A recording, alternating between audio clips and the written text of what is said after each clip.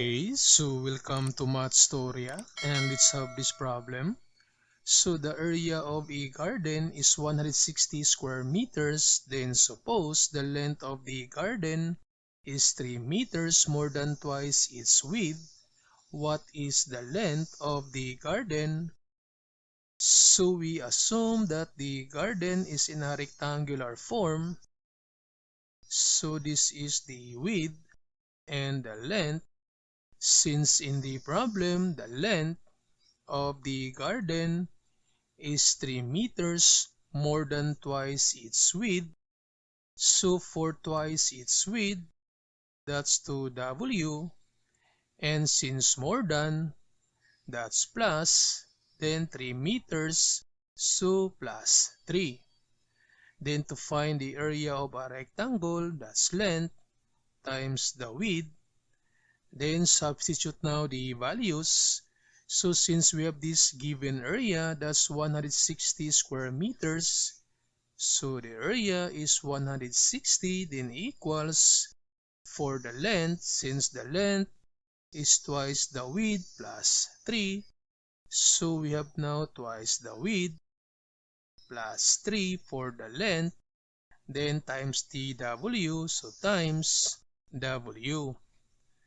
Then simplify, so we have now 160, then equals, so 2W times W, this one is 2W squared. Then plus 3 times W, that's 3W. Then equate this to 0. Since W squared is positive, so we just need to transpose this 160 to the right. So we have 0, then equals 2W squared plus 3W. So this positive 160 becomes negative 160. Or we can rewrite this one as 2W squared plus 3W minus 160, then equals 0. Then to find out the solution, so we're going to use the quadratic formula.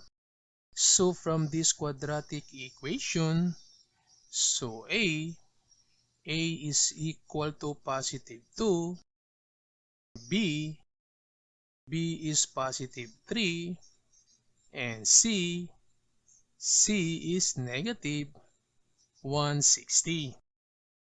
Then since the variable is W, so we have now W equals, for the quadratic formula, so that's negative B plus minus square root of B squared minus 4AC all over 2A. Then substitute now all the values. So we have now negative B, and B is 3. So negative 3, then plus minus the square root of B squared. So this one is 3 squared. Then minus 4 times A. A is 2 times C. C is negative 160. Then over 2 times A. So A is 2. Then simplify. So we have now this negative 3, then plus minus. So the square root of this 3 squared. So 3 squared is 9. Then for this negative 4 times 2 times negative 160. So we have this negative 4 times 2 times negative 160. Then equals, so that's positive 1,280. So positive 1,280, then over this 2 times 2, this one is 4. Then simplify, so we have now negative 3, then plus minus. So this square root of 9 plus 1,280, so 1,289, then over 4. Then since we're looking for the length of the garden and there is no negative length, So therefore, we're going to pick this positive. So we have now W is equal to negative 3, then plus, so the square root of 1289. So we have this the square root of 1289 equals, so that's 35.90. So negative 3 plus 35.90 then over this positive 4. Then to solve for the width or for the W, so this negative 3 plus 35.90.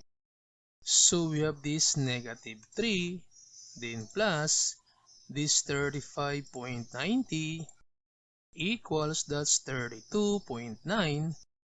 So that's 32.9 then over 4.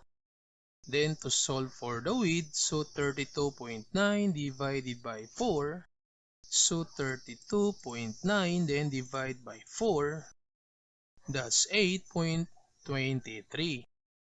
So the width is 8.23. Then since we're looking for the length of the garden, and the length is 2 times the width plus 3, so the length is equal to 2 times the width plus 3, and the width is 8.23. So we have 2 times 8.23, then plus 3. So the length is equal to, so we have this 2, then times this 8.23, so 8.23, then equals, then plus 3, so plus 3 equals, so the length is 19.46. So the length is 19.46 meters. So this is now the length of the garden.